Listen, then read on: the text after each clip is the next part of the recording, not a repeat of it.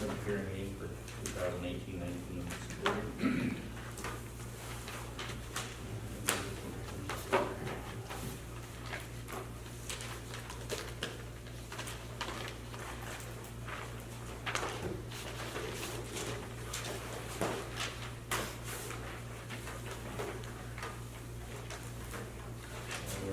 Call the meeting to order for June 2018 school board meeting.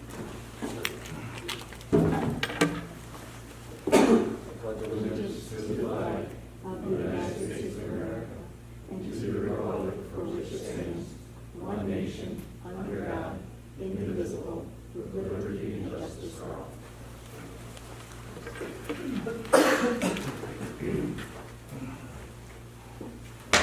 This time, show all members present. I need a motion to approve the minutes from the May 21st regular meeting. Motion by Nick, supported by Ken. Is there any discussion or corrections? If not, all in favor signify by saying aye. Aye. All opposed, same sign. Motion carries. Communications. Item A, grade final exemption, is Mr. Dennis. Thank you.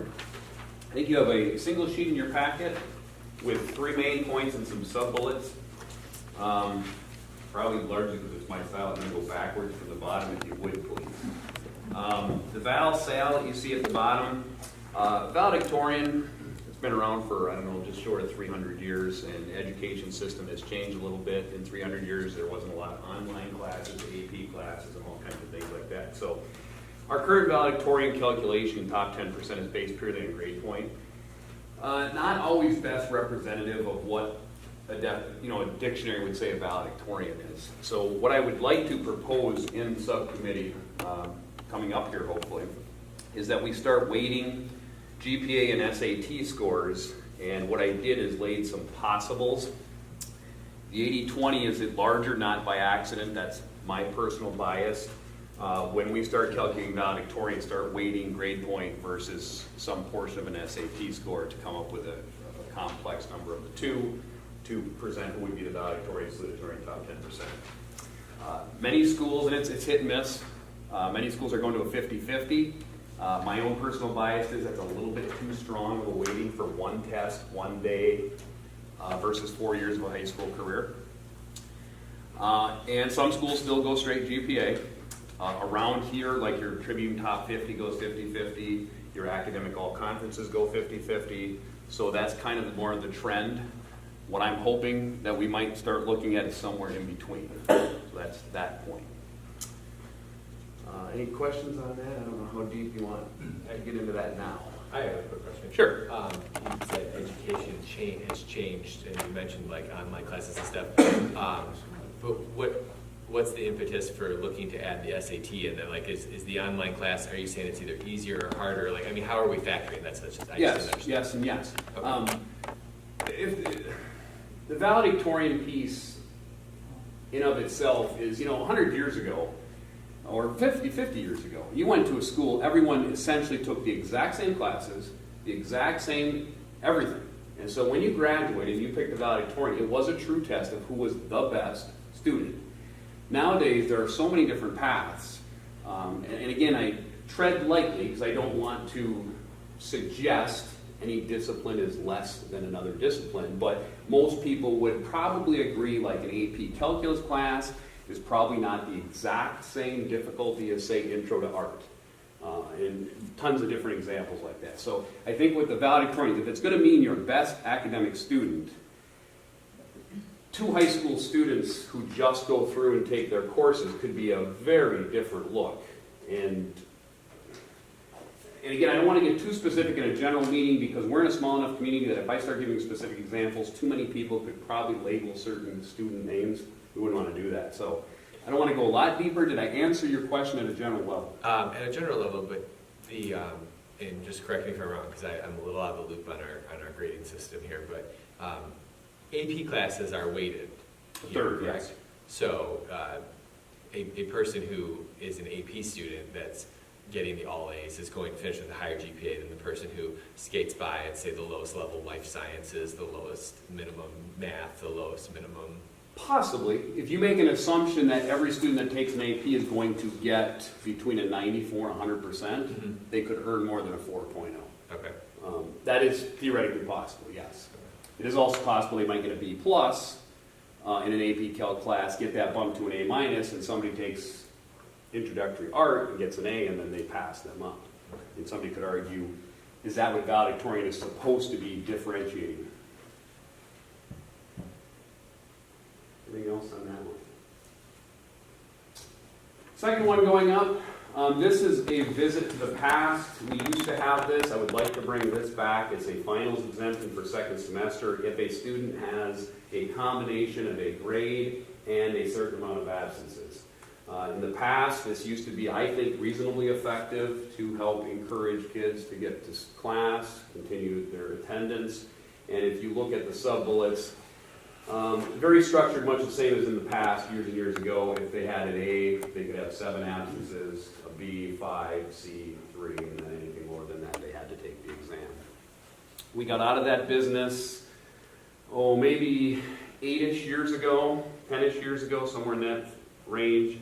And I can't speak for every opinion at the time. One of the louder opinions, I guess, at the time was, we need to make sure we're preparing kids for college and taking exams and this and that. I would suggest they take plenty of exams in a 4-year cycle, and that if they happen to get out of a couple, that's probably not going to change their success at college exam taking. It is an option. They could still choose to take the exam.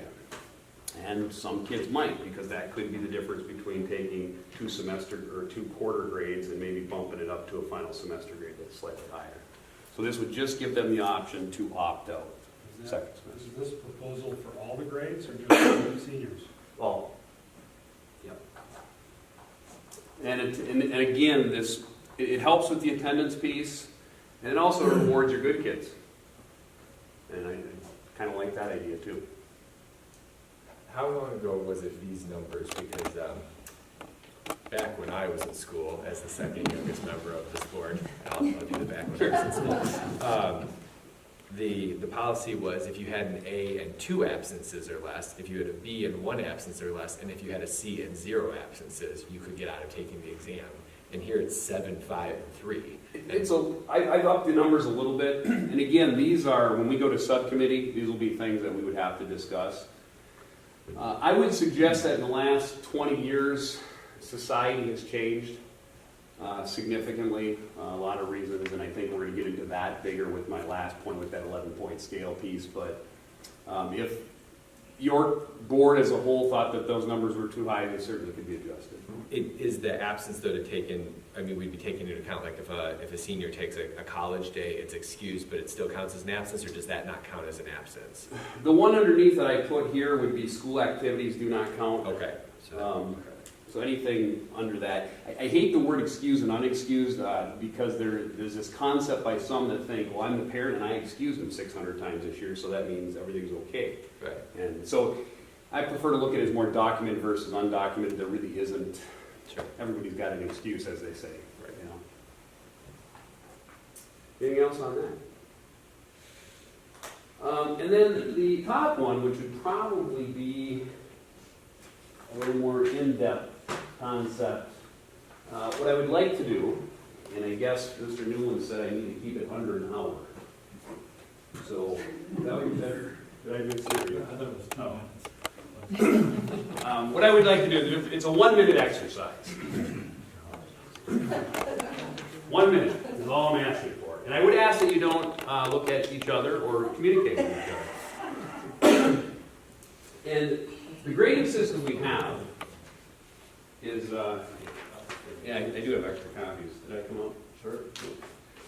What I would like you to do is this. There are 3 sample students in front of you, student 1, 2, 3, and there's 10 grades for each one. And if I could ask you in just a few seconds, take a look at student 1. If those were 10 grades, you don't need to be an expert teacher. Everybody gets to be a teacher for tonight. What kind of grade, if you would write off to the side, what kind of grade do you think that kid should get in a quarter on a report card if you thought Well, that's kind of the grades of that particular student. What level would you think that student is at? Does that make sense what I'm asking you to do? Like, what do you think that kid walking out of that classroom with, what kind of student is that? Is that an A student, a B student, a C student? In your mind. There is no right or wrong answer. Well, it's wrong, I guess it doesn't agree, but And then I would ask you to go to sample 2. That's another 10 scores for another student. What kind of student grade do you think that student should have? Or what kind of knowledge do you think it reflects when he walks out of that classroom or sheet? And the same thing with number 3.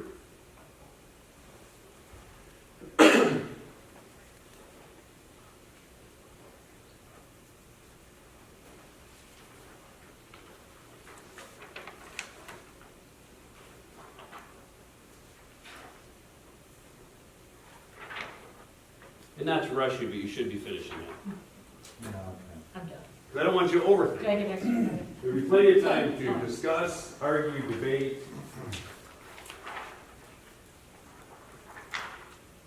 And I don't know that unless you want to ask questions and share, I certainly won't ask how many got this or that. But what I would like you to do is take the little white packet I gave you. And what I did, on the first page of student 1 scores, you can take my word for it, you can compare them side by side. They're exact scores from that yellow sheet. The current system we use to grade students, that kid fails. So that's 9 weeks of that kid's life gone, failed. And what I did is I showed you the percentage scale what we use, and then some other scales that are used across the nation. And they're different variants of concentration and degree, but one's called an 11-point scale, one's called a 4-point scale. Some of you may have been at high schools that had those before. But if you look at student 1, interestingly enough, those other scales, you have a C, C minus student. And I would wonder, if you compared your own, did you think that student was closer to an E or closer to a C? And again, certainly don't have to say that loud. Second page is student 2. Same thing. I collected another set of data, and if this student, under the system we use, that's a failure. 9 weeks again is wasted. Under 11-point scale and 4-point score, it's their scale, it's a D student. And again, I would ask you to compare it to what you had. And the third sheet is the third student. And again, granted, I'll admit I had to do some cooking here to make sure it turned out that that student failed. But he does fail under this system, and a D plus in one system and a D in the other.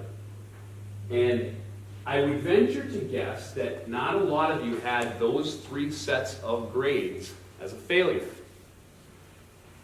give or take. And if you flip to the 4th page, it just shows these scales and some of the differences. And one of the biggest problems we have with this percentage scale as it exists that a lot of schools use is that it's disproportionate. And it disproportionately affects poverty, poor kids, split homes, multiple locations, not organized, which is getting to be a much larger population in general society as we went back about what's changed in the last 20 years. That's a big one. And if you look at the top, the traditional scale, 60% is failure. But if you look at the 11-point scale in the second column, which is gaining a lot more ground in recent years, the difference between passing and failing is just the exact same magnitude, a 0 to a 1 to a 2. It's a third of a grade, if you will. Makes a huge difference. So when a kid, who you look back at your sample kids, and they have 2 or 3 zeros because they're in split homes or something's going on or 1,000 things, a couple of zeros, those kids don't have a chance. They're done. And what I would question is, does that reflect what kind of student that is? Is that an E student, the way that we're doing things? So what I would like to dive into with your subcommittee is proposing that bottom scale, which is a hybrid 11-point percentage conversion scale. And the reason it's that way is because the 11-point scale is truly the theory of it, but the 11-point scale brings some complications. It's hard for parents to understand because they never had it 30 years ago. It's hard for kids to understand. It's super hard for teachers, and I would like to kind of make it easier on teachers if I could. So what we did is took the 11-point scale and converted it, and we didn't just make this stuff up. There's research and people that did it. I'd like to think I'm a genius, but I cheated from some of them, made some small modifications. But what you have at the bottom is an 11-point scale converted to a percentage. And so the nice thing there is it looks comfortable. Everybody understands percentages because that's what we've lived in for decades. But if you look at the bottom, it doesn't allow a kid to ever get below 50. So 50 becomes 0. And someone might say, because that is a pill that is this big, and I took 20 years to be able to swallow it, someone might say, well, we're just going to get a kid a 50? And yeah, I'm going to say we are. Because that's going to be the 0. And what I would challenge people is this. We have no problem, as I speak now, every school around here does it. At the end of a semester, we have no problem taking a kid that got a 57 and making their score exactly the same as a kid that got a 0. Never did an ounce of homework. We have no problem doing that. But all of a sudden, when I want to do it opposite, everybody freaks out. We can't do that. Well, we are doing it. We're just taking the kid that's really trying and barely not making it. We're smashing them down to a 0 and making them equal to a kid that never did a homework assignment the whole semester. So what this essentially does is it addresses the bottom kids that are at highest risk of dropout and all those kinds of negative things. An unintended consequence when I started looking at this a year ago is it also helps our kids at the very, very top. What we're doing to kids right now, under our system, and most schools do this, the kid gets a 94% A and the kid gets 100% A, we make them exactly the same. And I've had some top kids come in the last 2 years and say, well, that's not fair. I get a 99.5 in bio and that kid gets a 94 and we get the same grade. How's that fair? I would say they probably have a point there. By going to this, it also starts to differentiate them. The kid that got a 99 will get a 99 used to calculate their score. The kid that got a 94 will use a 94. So that's kind of where I would like to see us head for next year. It's a little bit different, but I would contend that if we tried it for a year and we saw something that, unintended consequence, we could still go back.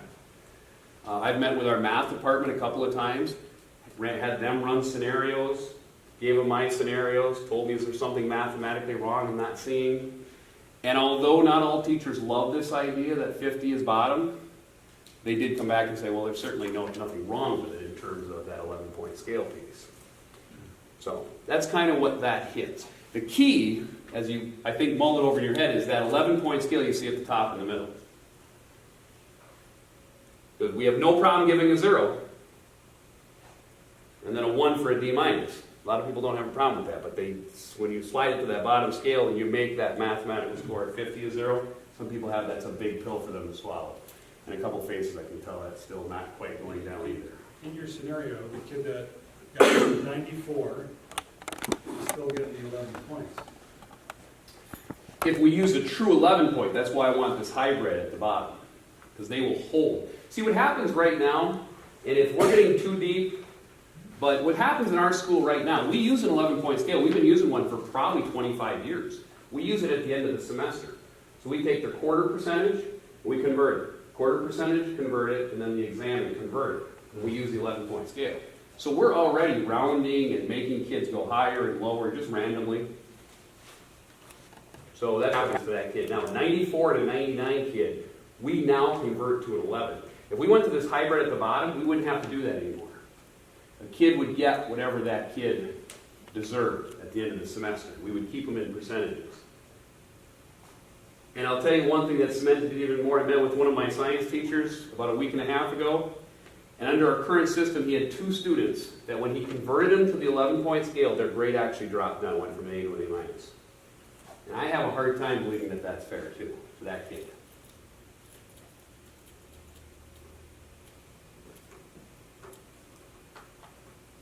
So either you all agree with me or it's so confusing that no one knows what to think. Well, I'm not passing judgment on it, but I'm not particularly sold on the idea that the kid that says that I got a 100 and I got a 99.5 and he got a 94 and I should be rewarded for that. I'm not sure that that justifies telling a kid that had 0 effort and a kid that had 49.5% effort that they both deserve a 50. Well, actually, if you look at the bottom, to make it in thirds, they get a 53 instead of a 50. They got 1 to 53. Yeah. Okay, so they get three more. Well, I get that, but like I said, right now, currently, every school around takes a 58 and makes them equal to somebody who did a 0. Right, I know, but the justification for that is you didn't meet the standard versus saying, okay, well, you've done nothing, so we'll just bring you up to wherever. Like it has a feel of, we'll just do what we can to pass you on. I know it's not that because it's still I get E, it, because you know, it's easier, but, right? you It's know. easier. But if you look at the 11-point scale, that's very well accepted in the educational world, 11-point scale. See what I'm saying? Yeah. So do you understand the math magnitude of it? I 0, get it, 1, yeah. 2. That's all that 50 bottom does, is it makes the magnitude to be equal. Because getting a 50, you're still not gonna pass, Correct. but it keeps you in the ballgame if you do better. Correct. later. Yeah, I suppose if everyone's home was perfect and everyone had the resources that we wish they did, I could stand on your statement a lot stronger, tough luck. But I don't know that that's the society piece. We have too many kids now that a couple of bad things happen and they're gone. You may as well take the whole semester and wipe it off the board. And those grades I gave you on that first sheet, I have a problem saying that that kid's a failure. Because that's not what those grades look like to me. I do kind of though want to push back. My statement wasn't one of tough luck. It's just simply, it's based on the same set of statistics that will tell you that pushing diversity in colleges is a failing policy because if you take a student who wasn't ready for it and put them in there because they have a diverse background and they fail, you're more likely to have them fail than if they had gone to an educational institution that more appropriately matched their standards at that point, in which case they'll succeed, in which case they'll do better in life. Tough circumstances are tough circumstances, and I think it's great that we'd want to address that. I'm just not 100% sure that this example does that. That's all. In a way that's appropriate for what we need to teach the kids going forward. But I understand it's not perfect, and like I said, these are initial thoughts. These are not well No, thought for sure. thoughts. And I guess what I would say is this, the 11-point scale I could stand on, and I think most people are okay with it because a 0 is a 0. Mm-hmm. The only reason I bring this hybrid up to the 50 bottom is because it is a nightmare for teachers to create a system that makes everything boil into an 11-point scale. For example, our Skyward program, it would cost us a whole lot of money to get them to recode a Skyward program that could enter everything into 11-point scale. Teachers would be going back 30 years into large tables where they would be printing out tables going, okay, my test is worth 37, Susie got a 23, this is going to be a 7. And to me, that's not worth the difference of saying, you know what, we're just going to make it a 50 is the bottom, because that's the same thing mathematically. I would still say this, I had a teacher ask, well, what if a kid takes 5 50s, zeros? That's great, they still got to get 5 70s. Are some kids going to take advantage of it? Of course, they're doing it right now. We have kids who are getting D's in math, but they could tell you exactly the grade they have to get on their final exam to make sure that they get a 59.59, because it'll round up. So they're doing it already. It's not like this system's going to all of a sudden cause these kids are going to take advantage of us. I think it will address a lot of kids that are in, like I said, I think a lot of research would suggest it really helps kids of poverty, low income.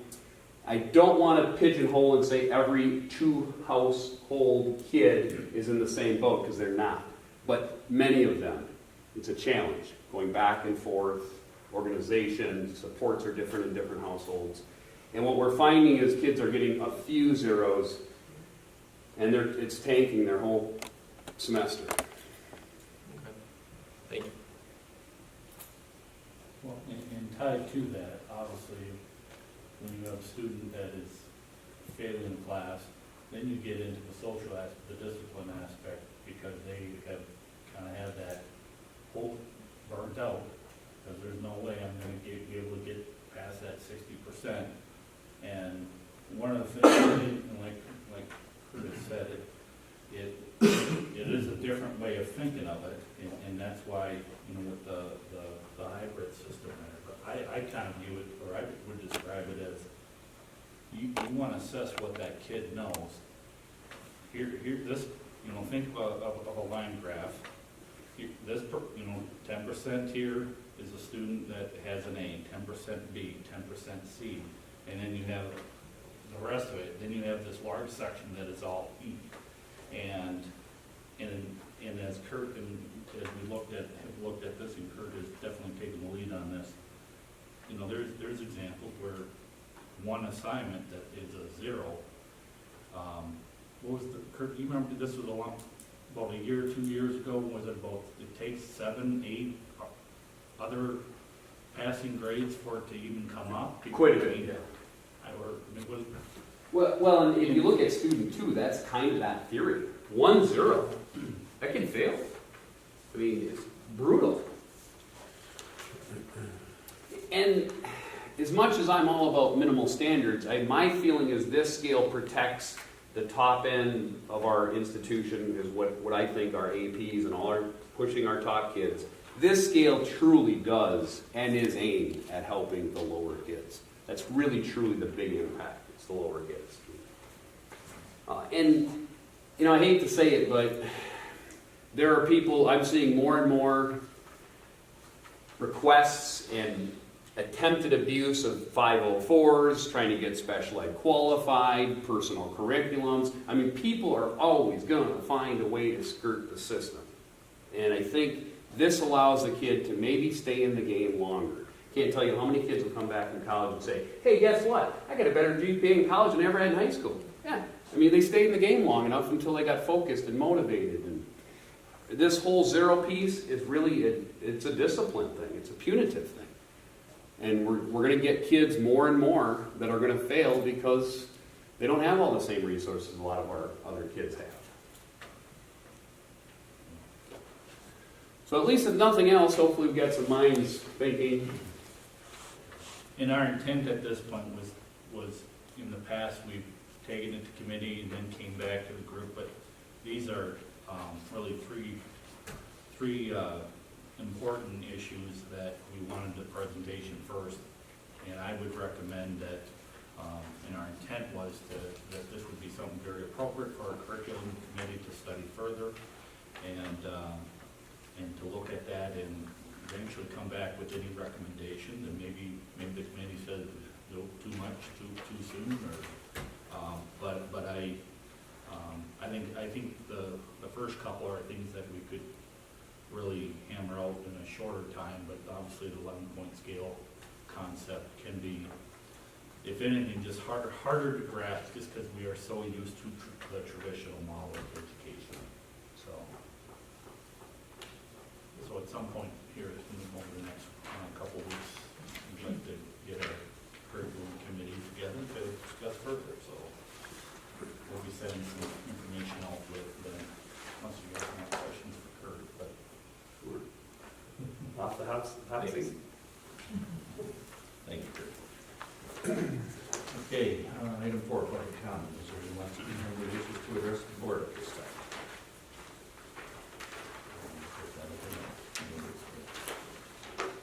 Okay, item 5, personnel, resignation. in your packet is a letter from, that says, sadly, I must inform you that Friday, September 21st, 2018 will be my last day of employment. It is time for me to retire. I have enjoyed working here, and everyone has treated me with kindness and respect. I wish my time here had been a lot longer. And that's signed Harold Barrage, our custodian. And like you said, he basically kind of did some calculations and figured, hey, I can enjoy retirement life. So we will definitely miss him, and he's a go-getter. In fact, I told him this, when I see him, I hate to even interrupt to say hello because his motor runs a lot better than mine. But obviously, I would recommend the board accept the letter with obvious regret.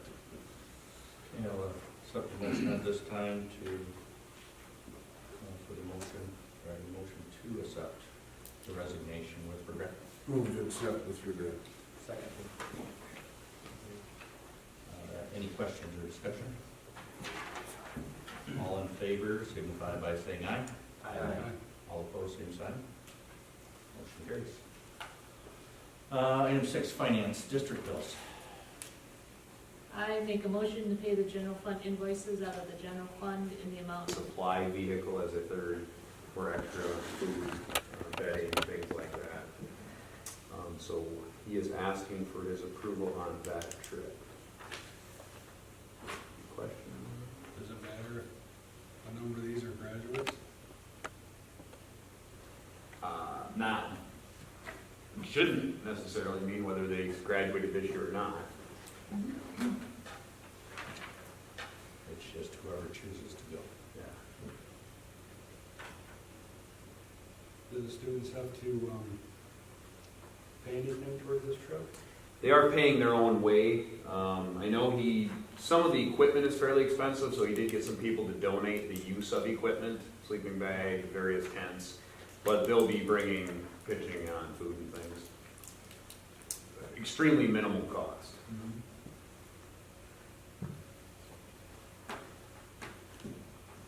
Make a motion to approve. Okay. Was there any further discussion or questions?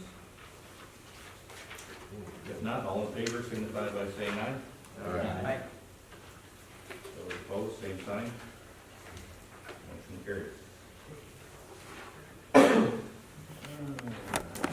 Item 8, the 2018-19 school calendar. In your packet is the proposed school calendar for the upcoming school year. After last month's meeting, I did sit down with union representation and address the concerns with the November 15th. As I looked at that too, and how it falls between on a Thursday, and it's after, the week following conferences, as well as right before, the week prior to Thanksgiving break. I asked for basically a provision there in February, and it can fall under for two purposes. But provision that if a makeup day is needed on the February the 19th, the date, we would be able to use that date. This is something we have done going back, maybe 10 years ago, maybe more than that, where you used to have around President's Weekend a day that was used as a makeup day in the event. When it comes, and I bring this up just because we were granted a waiver this year. But part of the waiver, though, it does ask is how does the district try to build in their calendar for those makeup days. But with that said, in looking at our attendance requirements, this past year, we never dipped lower than 93%, and our average attendance was 97% per day. So I feel a lot more comfortable with that date that we discussed last time. So with that, Now, the February 19th day, when you say makeup days, do you mean any days if we're over our allotted time, or if we're just getting close to the allotted time and want to? that would be if we're over our allotted time, Okay. or if you have, because if you don't meet your percentage attendance on a given day, that you have to make that up. So Oh, okay. that's kind of that provision from that concern that we talked about November 15th.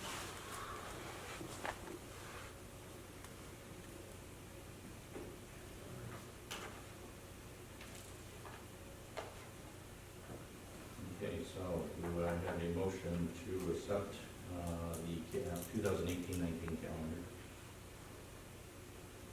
Motion by Nick, support by Jim. Is there any questions or discussion? So Greg, are you going to give them the 15th of November?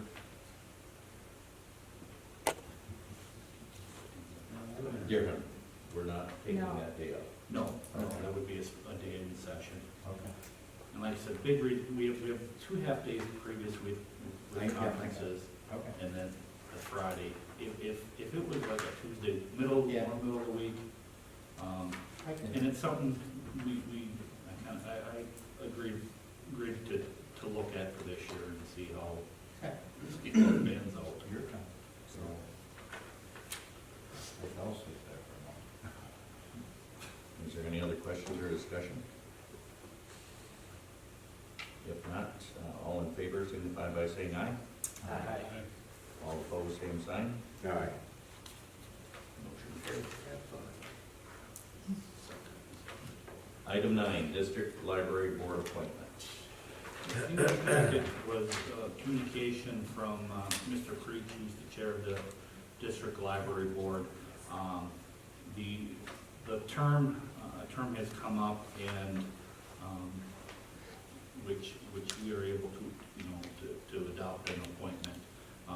There is Debbie Gaynor that is willing and has expressed the willingness to serve that term. She had fulfilled a term that needed to be filled at previous, maybe about 2 years ago, I believe. So I would support the recommendation to appoint Debbie Gaynor to a 4-year term on the District Library Board. Do I have a motion to accept the superintendent's recommendation? Mike, do I have a support? Denise? Are there any questions or discussion? If not, all in favor signify by saying aye. All opposed, same sign. Motion carries. Item 10, health insurance. At this time of year, we come to the board to ask for a recommendation, or to make a recommendation for the approval of a motion that the district adopt an 80-20 shared healthcare costs for the 2018-19 school year. Like I said, it's an action needed to be taken on an annual basis in regard to how we have the health benefits for the employees. At this time, we need a motion to approve the continuation of the 80-20 health insurance. Motion by Nick, do I have a support? Support by Ken. Are there any questions or discussion? If not, all in favor signify by saying aye. All opposed, same sign. Motion carries. Item 11, MHSA resolution. Yeah, actually, this is one we usually do last month, but we got it the day of after the fact, as it had been formed. But this is just the, again, annual resolution the board adopts for the high school to be a member of the MHSAA for next school year. And do note that we would, I would recommend, and that we still continue to not be a member at our junior high level programs. And that the reason behind that, as you may recall, is to allow for participation from student athletes from basically our rural schools that end up that eventually come to our district when they hit the high school age. Okay, I need a motion to accept the MHSA resolution. Motion by Jim, do I have support? Support by Denise. Are there any questions to the resolution? If not, all in favor signify by saying aye. All opposed, same sign. Motion carries. Item 12, Neola policy, second reading. Just what it is, it's our second reading, Neola policy. Last month we had the first reading. Prior to last month's meeting, we did have a policy committee meet to review. Majority of these updates are, again, revisions to align our current policies with recent changes to laws and regulations on both a state and federal level. Okay. I need a motion to approve the second reading. Motion by Nick, support by Zach. Is there any questions or discussion? If not, all in favor signify by saying aye. Aye. All opposed, same sign. Motion carries. Item 13, we have to go principal evaluations, we have to go into closed session. So at this time, I need a motion to go into closed session. Motion by Mike, support by Zach, roll call vote. Zach? Yes. Nick? Yes. Mike? Yes. Denise? Yes. Jim? Yes. Ken? Yes. Myself, yes. We are in closed session.